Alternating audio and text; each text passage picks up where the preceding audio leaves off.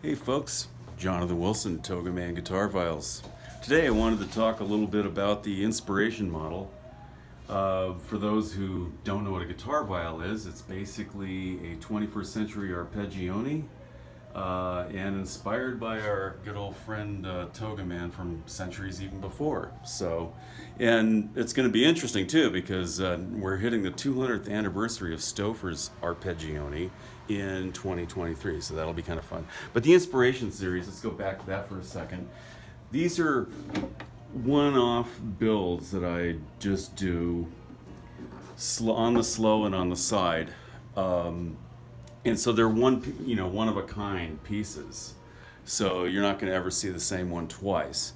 And these are pretty much the direction I'm going for all my wooden builds. Some people are wondering if I'm abandoning wooden builds. No, but I'll be building much fewer of them. I work mostly by myself, and like to just have a little couple on the side burners as I'm going.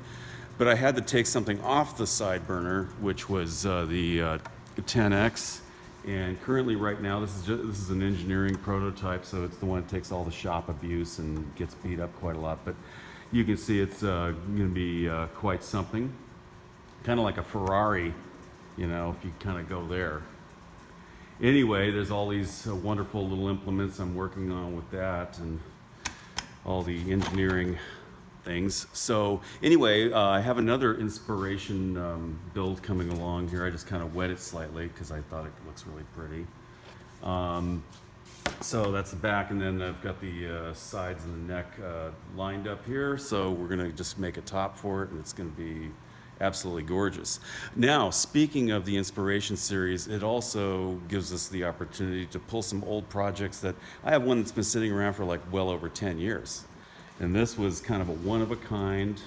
It had the festoon look to it. I actually did a monarch butterfly inlay on this one, and it's got a few little steps to go, but it can be an instrument, and I'll probably put that in the gallery. So I'm going to treat the inspiration builds completely separate from the ones that are in the queue, because I've got a bunch of these I've got to get built, and I'm going to continue to build. I am just so excited about them. That's a story by itself, and expect sometime soon, or in the near future, more blogs, and particularly sort of a docu-story of this whole thing unfolding, this thing we call the guitar viol.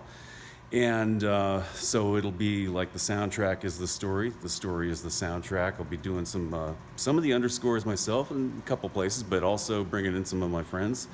And I think that we'll possibly have this really juicy soundtrack album to go with it, the whole 360 package, the book, the podcast, the docudrama, whatever. But anyway, no, the whole purpose of it is to tell a story of the thing. And anyway, all right, we got a delivery. Thank you so much. And speaking of good deliveries, this is some carbon fiber rod from my very good friends over at Rock West Composites. Those guys are so awesome. And there's a little of this architecture that I have to do, and pretty soon I'll be unleashing these molds and getting a lot more out. But I've had to spend the summer pretty much, in full engineering dive, and that meant I had to make the unpopular decision to suspend shipping for what I thought would be a few months. It's now going into 5. So it is what it is, though. I'll tell you what, when I first devised this type of fingerboard, and the first really good molds, I had some earlier ones, but back in 2016 I had to really get it solved, and that required shutting everything down for like 3 months, and that was kind of uncomfortable not shipping. But you got to do it. So the next 140, 150 instruments, I don't know how many, but that have those boards on them since that time, and they're high performance boards that are designed for this. But as such, they go on all models. And by the way, this is an abandoned painting. I abandoned it back in 2001. It was just my little fun little thing at the TogaMan. And basically I abandoned it. It never got finished, never detailed. It was just kind of, those are prep layers, as that goes. But it's probably pretty good that I abandoned it and started building the real thing. And so that was like 2001, and I just got flustered and I had to start rebuilding instruments again. So thankfully I gave up my art career, because obviously this, kind of, these instruments are kind of, like I said, these are one of a kind. I don't think I'm going to repeat this one ever again. But it's fun, and it's kind of funny because there was recently a guy on Facebook forum. He made a really cool version of this exact profile that is something I designed way back in the 2000s. And I've been building that shape ever since, Well, now people just think it's just the de facto guitar shape, I suppose, kind of like just go and buy a dreadnought or a violin. Which is cool, but it is GuitarViols Incorporated, so I got to kind of be, a little bit. But I mean, it's cool. I'm glad that people have been inspired by some of the work that I've done. And in any event, I did want to talk about the inspiration series. So these, like I said, type of artistic one-of-a-kind builds are not going to necessarily be cheap. They're going to probably be on Reverb, and I'll just have a special store in Reverb just for the Inspiration series. And that gives other financing options, of course, and the only difference is you can click and buy. I'm going to get this project pile down that's probably about a year long. My goal and hope is to have all these things really trainable. And so that, when the world kind of settles into its new rhythm, I suppose, we can figure out who the next craftsmen of the 21st century are going to be. And I enjoy, facilitating that to the extent that I can. Anyway, this is, of course, my little office space up in the front.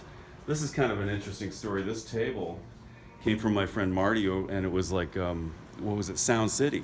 And anyway, so Sound City Studios, that thing came out of it.